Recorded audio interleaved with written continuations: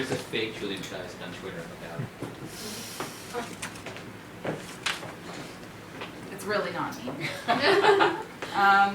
Well, I say I'm a fake poet because I write prose, but I always wish I wrote poetry. So maybe this is my attempt at being a little in between the two. It's called The Last Time We Got High. It's a short, or We Got Hot. I continuously move that. That is the 5th time I heard it. The Last Time We Got Hot.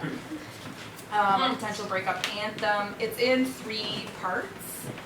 So I'm kind of thinking of it as a short story with 3 short stories embedded within it. There's also invisible quotes within, which are lines that I've just stolen from the following people: Bikini Kill, Carol Meso, and Kathy Acker. So part 1 is called No Theory. She comes to the podium.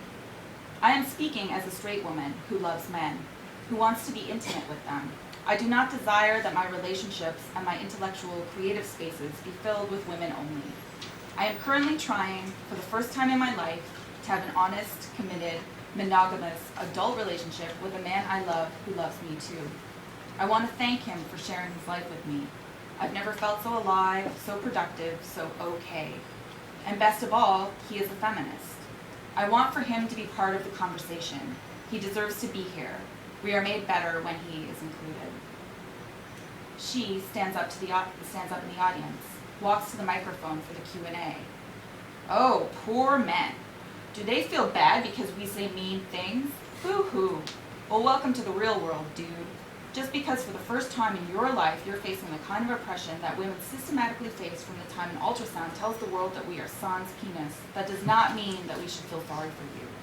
We get called dykes, sluts, spinsters, nuts, Nazis, cunts, and crazies for trying to build spaces that are our own and to discover our own histories, and we do not have to face the extra burden of making you feel comfortable.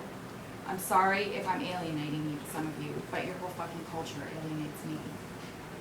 Then from the inside of the feminist bookstore, she says, why do we adopt the conventions of, for lack of a better word, the oppressor? Is it because we've lost faith in our belief that language is capable of a kind of utopia, speaking to myriad versions of inner and outer reality? Or is it that we, on the margins, long secretly for nothing more than to be embraced by the mainstream, to become the center? But wait, she says, I want to talk about silence. Does dishing out the same shut up that we've heard for so long make us more powerful? Are we trying to just spread oppression more equally, thus begetting a new, morbid equality? Are we all in this pit together? I love boys. My thighs have been reddened by many boys. I love dick. I love their funny, asymmetrical testicles.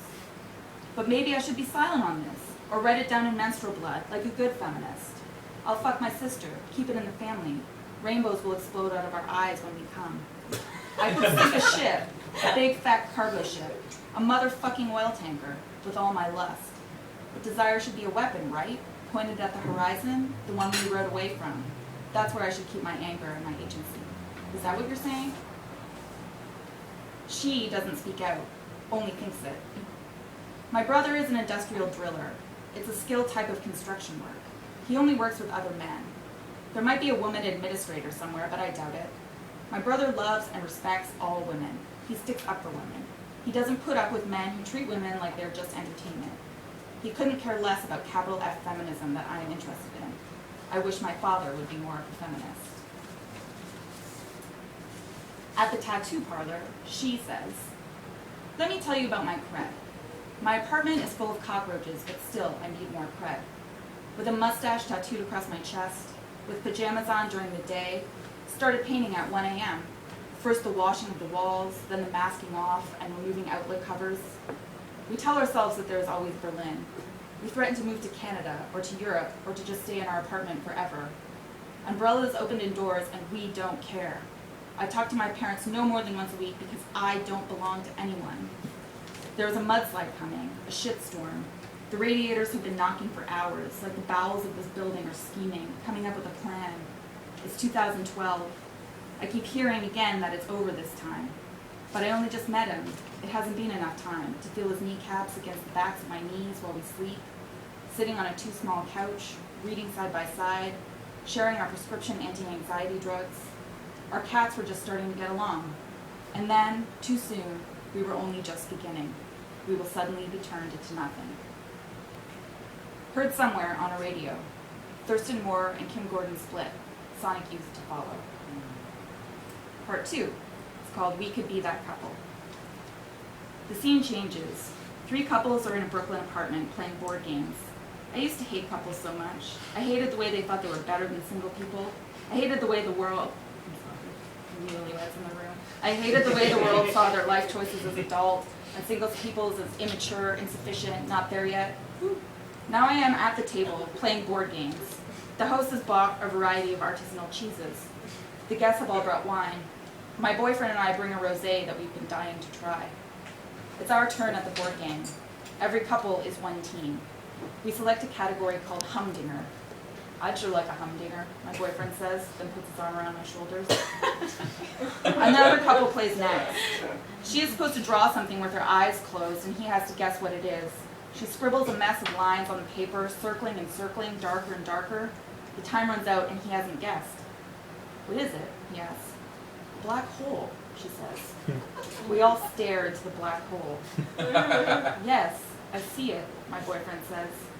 The host frowns, goes inside himself, feels the eyes of the room on the black hole. He'd wanted to make a nice night for everyone. He'd wanted a party like the ones his parents used to have. Oh, facts. Dinosaur. What's happening? Dinosaur. We all take our... Just a dinosaur. Or there's a cockroach? It rained. Yeah. Keep going. Drama. Drama. Sea higher ground. He's Where? gone. No, he's gone. He's in the Yeah. shadows. Alright. He returned from whence he came. Watch your feet. I'll just read that last bit again, because otherwise the next line just sounds too abrupt. The host frowns, goes inside himself, feels the eyes of the room on the black hole. He's wanted to make a nice night for everyone. He'd wanted a party like the ones his parents used to have. We all take our clothes off. We sit in a circle looking at each other's naked bodies, like an orgy without touching. Our flesh is just a picture of flesh. There are cum stains on the white carpet, but we'll never find them. The beginning of poetry is the origins of piracy, I say. I won't anymore live in a world where paranoia is the only possible act of knowing. Part 3, no theory. My scalp is bloody on the inside, and after that is hard bone and then my thoughts and feelings. It's unlikely these soft and hard things will not be messy. I've recently started a knitting club. Between that and my organic garden, my days are full of purity and homemadeness, but I must send, with my deepest regret, this response to say that I cannot make it to your protest today. And I would also like to say that my Diva Cup is leaking, but I use it anyway, because tampons leak dioxins no matter what the corporations say, and nothing is so absorbative as a woman's vagina. And I don't know what else to do, so I bleed on my underwear. I avoid intimacy at these times, as well as at others. Although I mostly date men, I was with a woman once, when I was younger, but I don't talk about it much, and I am reluctant to call myself bisexual or even bi-curious, because I think, deep down, that bisexuals are just pretending to be sort of gay for attention.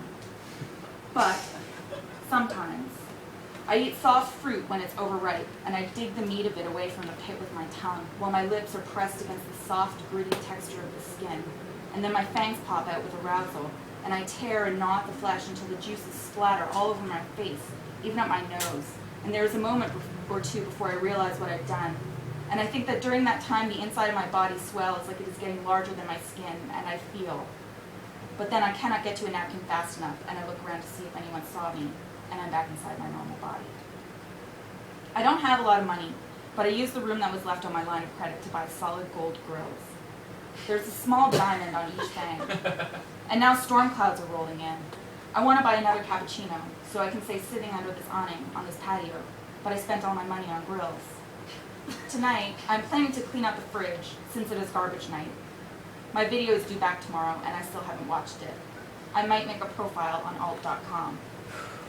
I know that so far this day has been uneventful. I'm tired of deciding that tomorrow